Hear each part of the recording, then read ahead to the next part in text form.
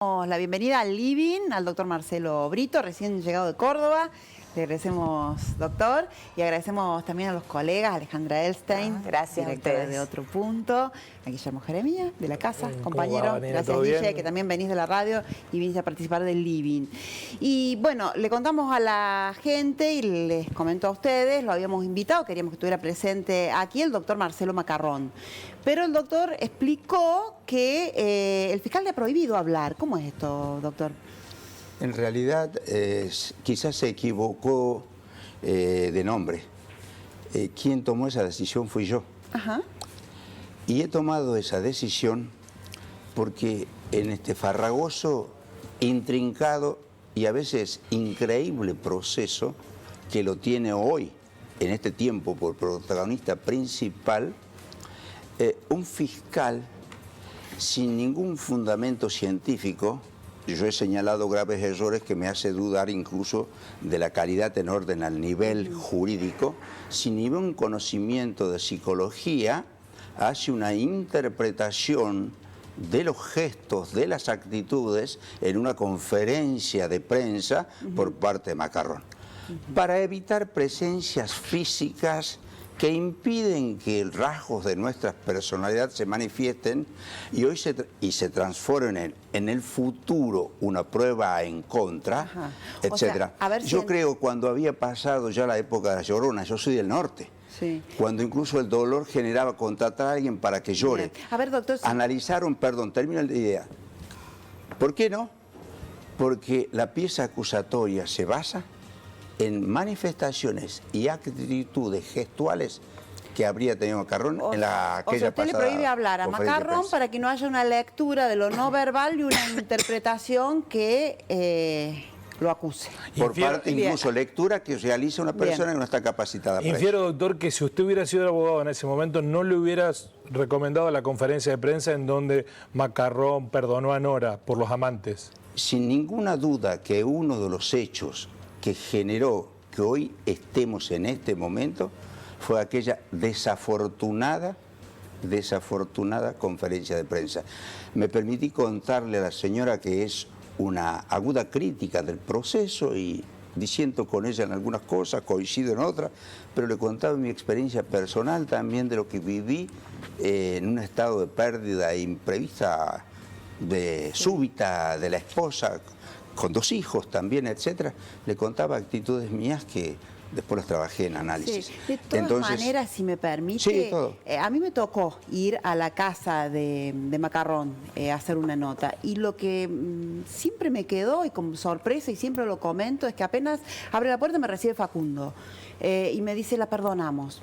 Una situación que yo no entendía. Yo llegaba a hacer la nota, no sé a qué se debió hacer. Está muy bueno lo que usted refiere, ¿sabe por qué? Porque el día que se haga un juicio, uno de los testigos en dicho juicio va a ser Facundo.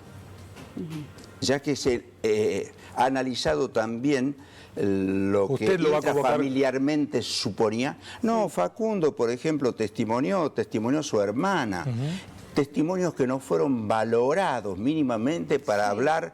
Tan luego de un tema intrafamiliar se prescindió a los hijos. Y muy simplemente, porque ambos hijos coincidieron en que jamás escucharon a sus padres, a uno o a otro, en una manifestación expresa de que se querían divorciar. Como todas las parejas, sí presenciaron. De todas maneras, quería comentar eso porque fue una frase que yo quiero hacerle una pregunta no jurídica al comienzo, porque es lo que sobrevuela todo el tiempo, incluso entre muchos de nosotros, los periodistas a los que me sumo. Nos sorprende enormemente que a casi 13 años del crimen de Nora Balmazo no haya habido una actitud de demanda de justicia por parte de los familiares directos. Incluso el propio Marcelo Macarrón y los propios hijos de Nora. ¿Tiene explicación eso, doctor? Sí, yo le explico. No habrán tenido explicación desde lo mediático, pero cuando usted desde el sentido común lo plantea. No, usted me plantea el sentido común un supuesto hecho, y yo le voy a responder que usted parte de una premisa falsa. Sí la tuvieron el reclamo, pero ante los órganos competentes, porque tanto cuando sufrió el tema de estar imputado en su defensa material, cuando posteriormente como testigo, refirieron. Entonces, distingamos de aquello que trascendió fuera del proceso y se manifestó en ese exterior, de aquello. Ellos sí reclamaron. tan reclamaron, señor Jeremías, que cuando pudieron hacerlo, se constituyeron como querellantes, siendo herederos forzosos de la víctima. Por razones éticas, sin estar obligados, cuando uno fue imputado a la familia, renunciaron para no tener ninguna posibilidad de sospecha. Yo en eso respetuosamente discrepo. Doctor, después de una desafortunada manifestación, la defensa técnica en su momento de Facundo, hoy soy la de Marcelo, siempre tuvo la idea, al proceso, en el proceso... ¿A usted no le gusta que marchen pidiendo justicia? No, en absoluto. Sin en embargo, absoluto, doctor, en absoluto, aún sabiendo que hoy, sí, pero tal como está planteado, todas las personas que me hablan de la inocencia de Macarrón, les pregunto, ¿ustedes serían capaces de marchar? No, sí, nosotros no creemos en la marcha. Ya va a llegar el juicio para que analicemos también las condiciones sociológicas y aquellas pequeñas cosas que influyen en las manifestaciones personales. Bien. Muchos tenemos convicciones profundas, democráticas, por ejemplo, y no hacemos manifestaciones ni marchas. No, que el fiscal justamente refiere en varias oportunidades la falta de voluntad o de actitud de no solamente la familia Macarrón, sino también del entorno chico de Nora y de los propios policías de llevar la investigación hacia otro lado que no fuese el del viudo. ¿Tiene argumentos el fiscal para eso? La pieza acusatoria es una fantástica creación literaria que supera largamente a guionistas hollywoodenses. Porque así como fue una imputación aquel 20 de noviembre, cuando le toma declaración, y los allí presentes escuchamos los términos de una imputación vaga, absolutamente imprecisa, sin apoyo de elemento probatorio, tal como le conté a un colega, contra lo que no podemos hacer nada los abogados en el momento inicial, nace una imputación fantasiosa. A punto tal que, conociendo quien habla tanto la causa por las razones que son de público conocimiento, me dice, pero habrá algo que yo no he visto. Me puse a repasar, aunque parezca increíble. Hay 2 cuerpos de expediente de desgrabaciones de escuchas telefónicas. ¿Saben cuántas escuchas telefónicas se hicieron a los principales involucrados? 147 cassettes. No hay absolutamente ni una sola palabra en esto que los comprometa y que tenga que ver con esta fantasía. Y mire, esta fantasía la creó un especialista, un fiscal en antinarcóticos que están acostumbrados a generar sus acusaciones por escuchas telefónicas. ¿En qué tiempo se hicieron esas escuchas? Inmediatamente. En el tiempo inicial. En el tiempo inicial, en el primer tramo de... Sí. Más, por ejemplo, algo que no está dicho. Un acierto del fiscal. Como en su momento de la intervención de los teléfonos secuestrados, estaba uno, el que usaba la señora Nora Dalmazo. Con muy buen tino ahora, por su buena experiencia antinarcótico, ha pasado tanto tiempo, han cambiado los métodos técnicos, voy a enviar todo aquello que está borrado. Y aparecieron nuevamente, más de 10 años después de haberse intervenido los teléfonos, nuevos mensajes. Ninguno relaciona entre Albarracín y la señora. No puedo dejar pasar algo que los periodistas estamos todo el tiempo buscando la novedad y me quedo dando vuelta. Recién mencionó, cuando nos acomodamos, la posibilidad de cambio de jurisdicción del juicio, que no se haga el juicio oral y público en Río Cuarto. Vamos a aclarar previamente, perdóname, señor Jeremías, algo. Esto tiene que ver con lo insólito, como tituló un medio. Insólito, al menos como adjetivo en el diccionario de Real Academia, es aquello extraño, raro, desacostumbrado. Solo puede haber calificado de insólito lo que yo manifestó quien tiene un desconocimiento supino de lo que es aquello que forma parte del juicio por jurados. La audiencia de voir dire. Tiene todos los precedentes en los estados americanos y tiene expresa consagración legislativa en las provincias argentinas, empezando por Neuquén, la primera que tiene juicio por jurados al modelo anglosajón, cuya constitucionalidad, esto no vi difusión alguna, La Corte Suprema de Justicia actual por mayoría de votos, el día 2 de mayo validó. Ya podemos estar tranquilos todos los operadores jurídicos que el sistema de juicio por jurados, siguiendo el modelo inglés, se acomoda a la legislación argentina. Ahí está la audiencia expresa. Más, yo no quise decir, le comentaba recién a ella, ante tamaña pregunta me callé. Le conté 2 casos últimos en los que el doctor Ayani estamos interviniendo. No son concesiones a Brito, a nada que hacen los tribunales. Para ilustración de quienes les interesa lo jurídico, que es lo que debe regir aquí, el día 8 de mayo del año 2017, acordada número 260A del Tribunal Superior de Justicia, dictó una reglamentación vinculado con la ley de enjuiciamiento a través de jurado popular y expresamente en el artículo 5, segunda parte, tiene 2 partes el artículo 5, prevé que la audiencia, el presidente, interrogará a los jurados, sobre todo... No me está respondiendo la pregunta. Sí, claro. ¿Dónde se va? Y ahora voy. ¿Sabe qué pasa, doctor? Es un noticiero, no tenemos poco tiempo. Corre el reloj. Bueno, lo entiendo, pero hay una pregunta que ahora le respondo, señor Jeremías. Sí, si se va a hacer acá Las en 3 Río Cuarto o en provincias otro lugar. argentinas prevén la extensión de la jurisdicción. Expresamente, excepcionalmente, cuando un hecho hubiera conmocionado a una comunidad de tal modo que no pudiera razonablemente obtenerse un jurado imparcial, el juez podrá disponer a pedido de parte que el juicio se lleve a cabo en otra circunscripción judicial. Le estoy leyendo una norma de la provincia de Río Negro. Esto va a surgir luego del bordir. Después que sepamos esta declaración de todos aquellos que son jurados, si se puede conformar o no un jurado, tomaremos la decisión que corresponda, porque hemos elegido, siguiendo instrucciones de Macarrón, ir a una audiencia. Ahora, esto no es una debilidad jurados convictiva, porque si usted confía tanto en la inocencia de su defendido, ¿por qué cambiar de jurisdicción la realización del juicio? No. Usted afirma algo y cuando antes de ayer conversamos por radio le dije algo. Pregunte. Le voy a dar una respuesta. ¿Es una debilidad convictiva?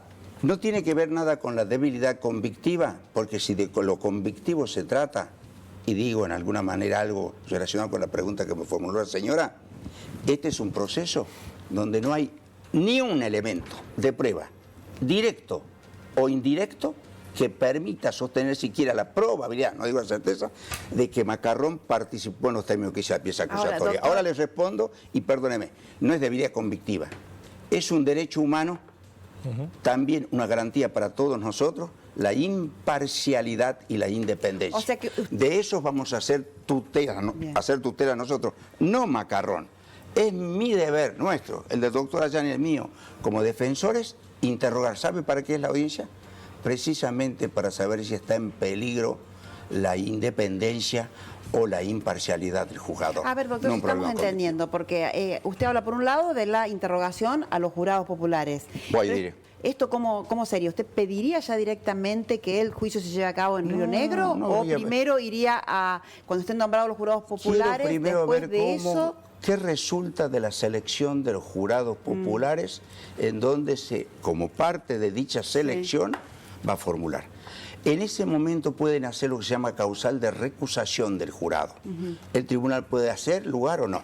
Si se recusaran a distintos jurados y esto se repitiera en muchos casos por manifestaciones de los jurados, nos podríamos encontrar en un atolladero, en un camino sin salida, y para eso la ley prevé esto. Aunque el crimen de Nora tomó dimensiones a nivel nacional. Sí. Eso no quiere decir porque se desvirtuó. La pregunta de mi compañero, de Guillermo, si usted está convencido de que su defendido es inocente, podría ser en cualquier lugar. No. Pero un momento. Una cosa es la inocencia y otro el juicio. Si yo me encuentro con un jurado que antes de escuchar la prueba, de que se realiza la prueba en su presencia, Macarrón es culpable, le pregunto, ¿a usted le parece que esa persona sería imparcial? ¿A usted cree que podría integrar un jurado? Yo le digo categóricamente que no. Yo le vuelvo a decir que este caso tomó dimensiones nacionales. No, ¿sí? Usted me está diciendo la información. Yo no digo que no haya habido información, al contrario. ¿Quiere que le cuente una cosa? Tanta información que cuando nos lleven a ofrecimiento de prueba, me voy a encargar de llevar centenares de documentos de todo lo que se publicó sobre la causa. No sé si puedo escucharlo recién al doctor Masuccelli, que entrevistaban mis compañeros en una nota.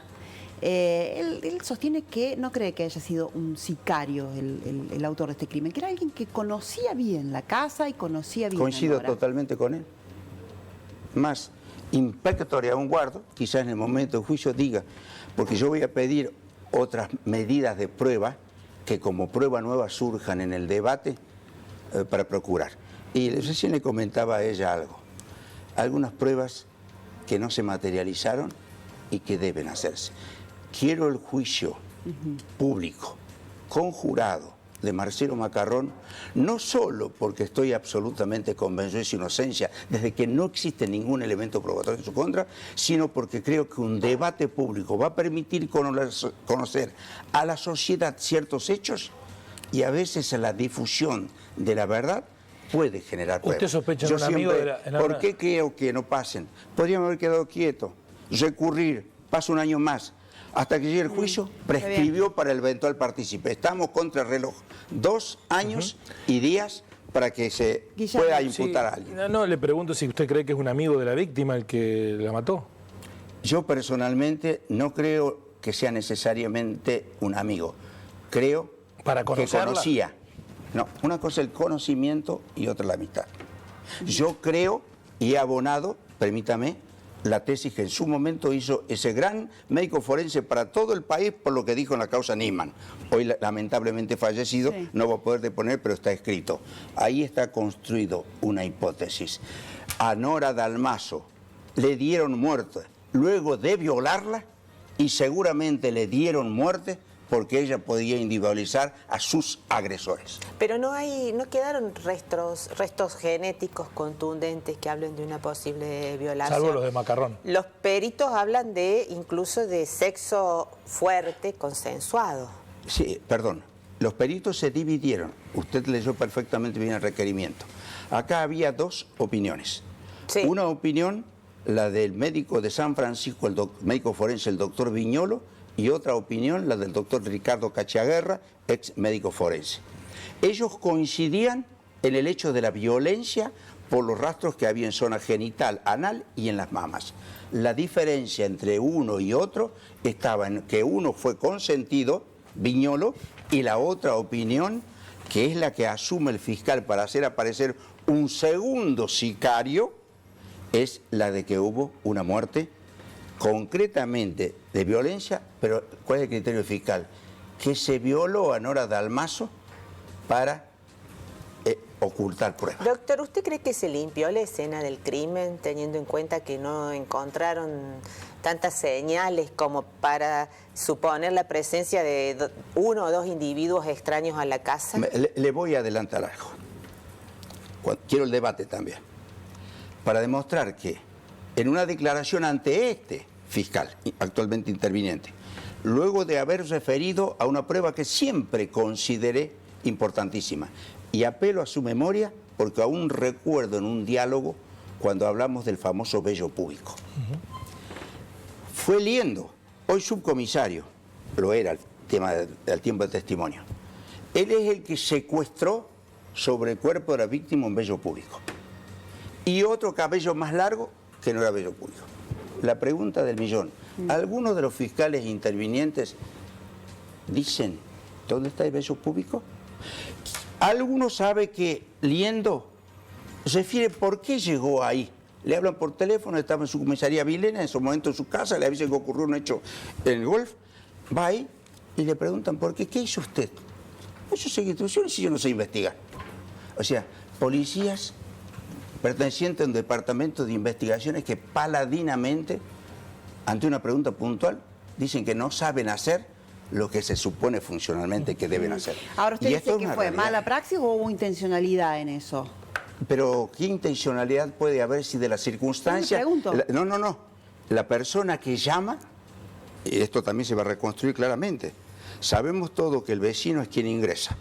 El vecino no quiere dar noticia a la madre de la víctima. Se comunica con un tercero a fin de conocer. Coetáneamente las personas llaman a donde entendían. a 2 lugares, a la policía y a la guardia del lugar. Así es como se movilizan los primeros. Yo tengo una última pregunta relacionada con algo que escribió el doctor Pizarro, que para usted es una novela. Él eslabona su teoría en la recurrente actitud de Macarrón, de cada vez que se presentaba a declarar en diferentes instancias, contaba cosas que nadie le preguntaba. Cita el caso del reloj, del Rolex, que tenía un golpe, como que nadie le preguntaba cosas, los obreros, nadie le preguntaba cosas a Macarrón, iba y las contaba. Ahí estaba la mala fe del fiscal. Por eso yo personalmente creo... ¿Por qué mala fe? Le digo por qué.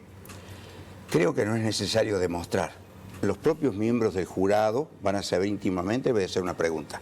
Cuando usted es citado como testigo a declarar en una unidad judicial, lo que se documenta es exactamente todo lo que usted espontáneamente dice, manifiesta textualmente. En el 99% de las veces el testigo no puede hacer su relato espontáneo.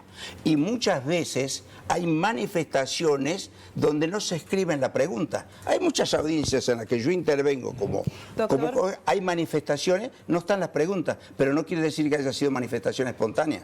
Esta es la explicación. Pero el fiscal dice claramente que, lo dice en la resolución, que como que le llamaba la atención la forma en que el fiscal Macarrón... que tiene una larga experiencia sabe perfectamente que él no puede hacer esa deducción. O sea, que fue un error del instructor, de Di Santo, que no puso la pregunta. ¿Preguntado qué? No solo Di Santo, en la mayoría de las veces el instructor, que es un empleado, no escribe las preguntas. Hay 2 métodos. Uno, va escribiendo, toma nota de lo que dice, luego lo vuelca en un acta y lo llama al testigo, que la mayoría de las veces firme. Entonces lo que te dice que Macarrón no contó nada que no le preguntaron. No, perdón, yo no estoy diciendo eso. No me pueden tomar que todo fue espontáneo, que todo es como se puso a hablar de cosas que no le fueron preguntadas. Esto es un pésimo razonamiento, porque hay cosas que están documentadas, que obedecen a preguntas formuladas por el instructor, y las preguntas esas pero él no usa quedan en el sentido de argumentar que Macarrón deliberadamente decía cosas para despistar la investigación.